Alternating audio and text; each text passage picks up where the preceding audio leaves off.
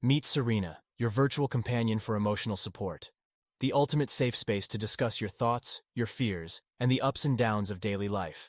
Start your free trial today at serena.chat. Would I be the asshole if I told my friend she can't be my bridesmaids anymore? Hi, so I've never posted before, but honestly I'm at a loss for what to do or how to let her down easily and not seem, well, like an I, 25F. Have this friend, Maggie, 25F. That I've known of for about 10 years but have only been friends with for about the past 2-3 years.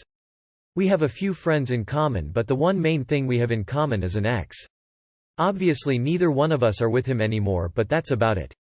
We don't hang out, don't really talk, and also just don't really have a ton in common interests-wise either. When I got proposed to, obviously I started asking friends to be in our wedding party, bridesmaids and groomsmen.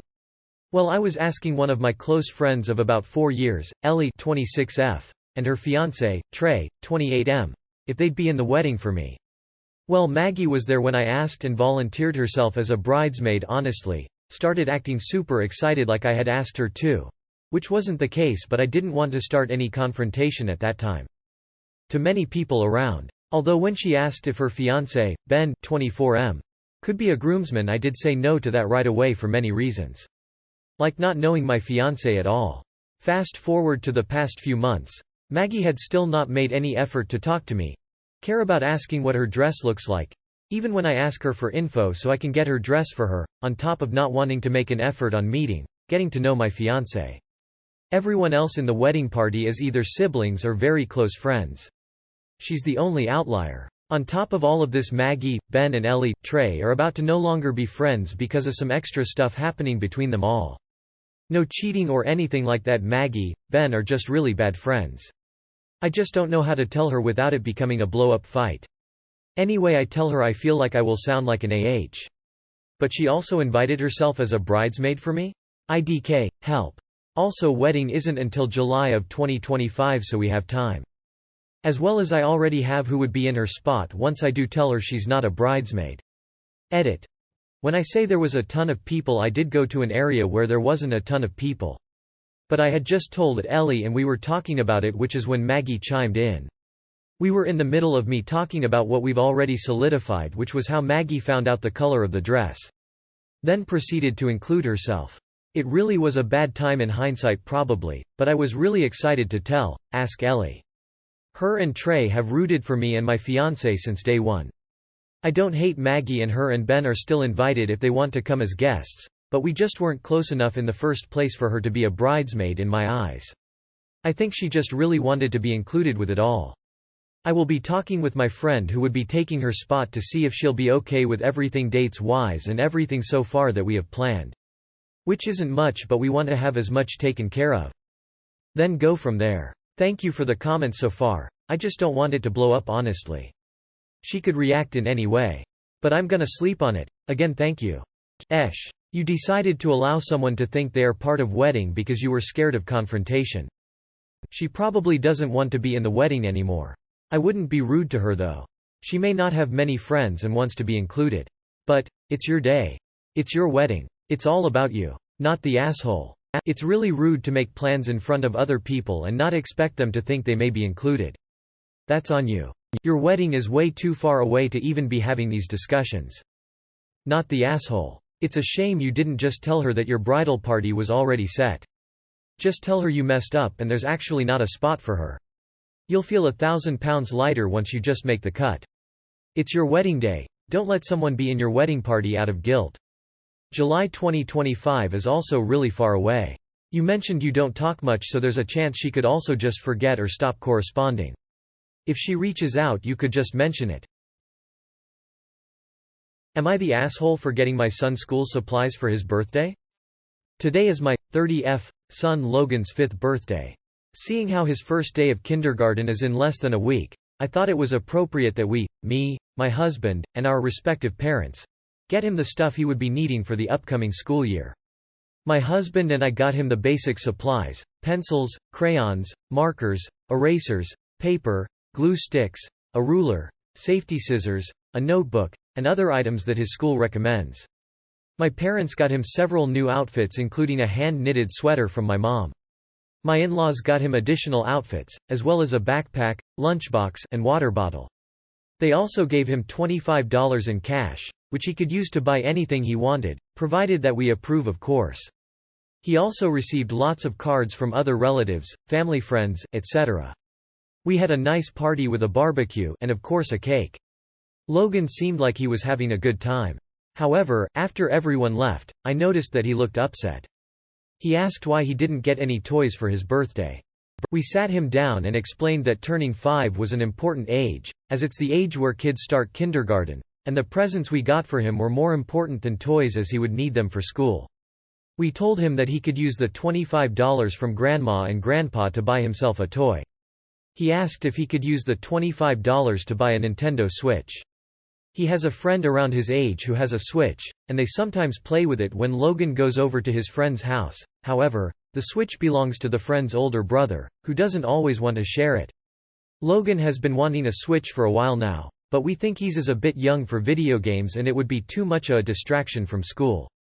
We explained to him that a Switch would cost a lot more than $25, but if he was good, Santa might get him one for Christmas.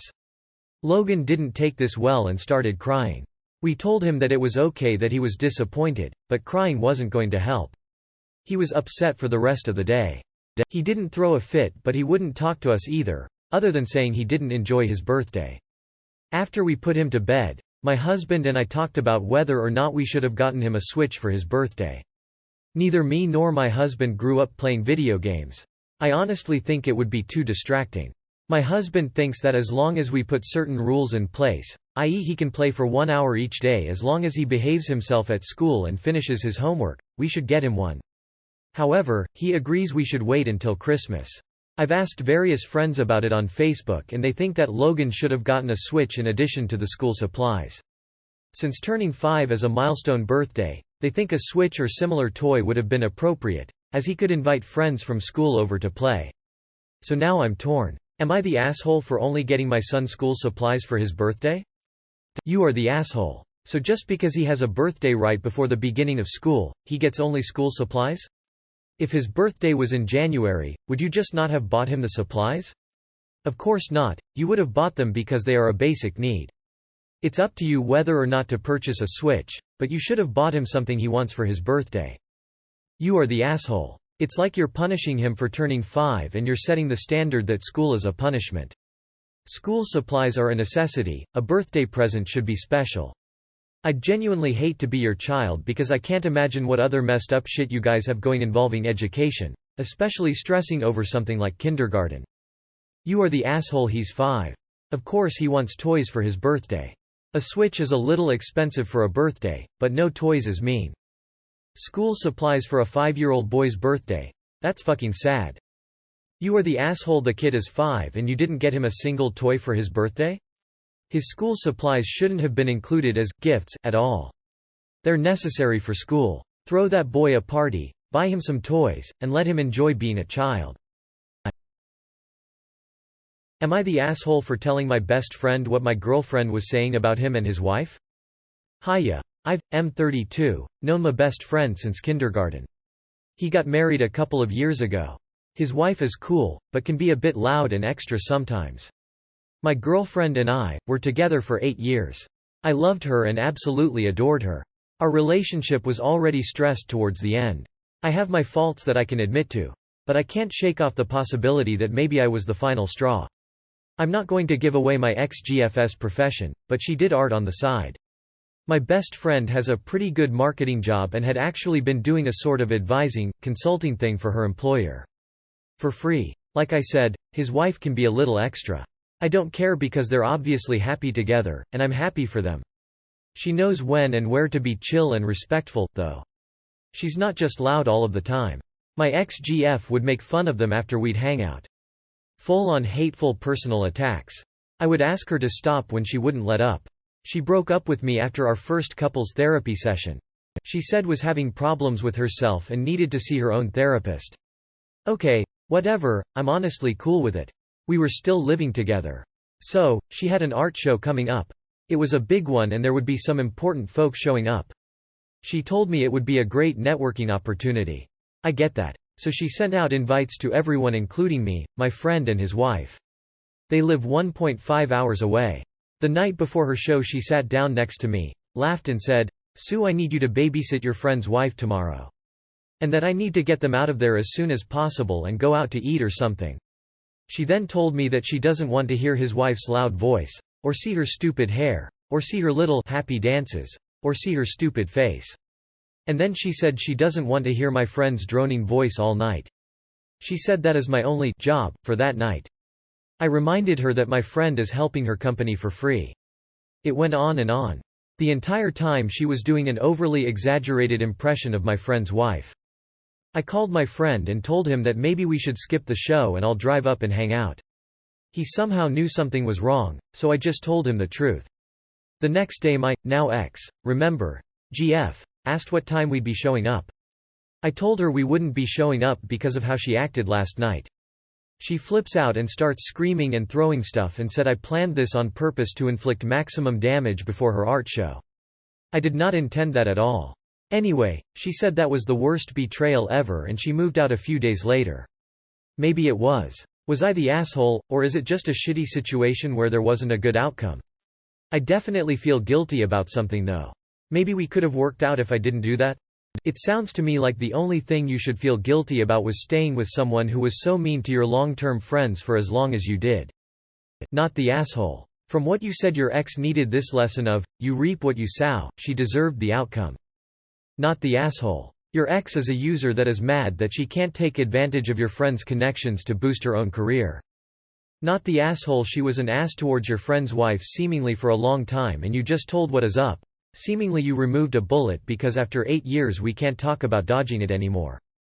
Not the asshole, your ex really needs those therapy sessions. Am I the asshole for wanting to move away from my daughter to live my best life? No, I'm not a deadbeat mom. My daughter is an adult, 33. My daughter is married with a 1.5-year-old child. She and her hubby got jobs in another city before the baby was born. My spouse and I also retired 2 years before they had the baby.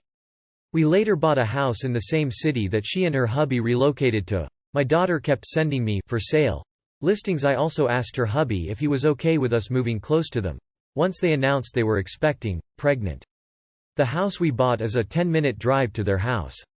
We have now owned this house for 2.5 years. Then COVID happened, so my daughter did not have the opportunity to get out in the community and meet people. She is very social.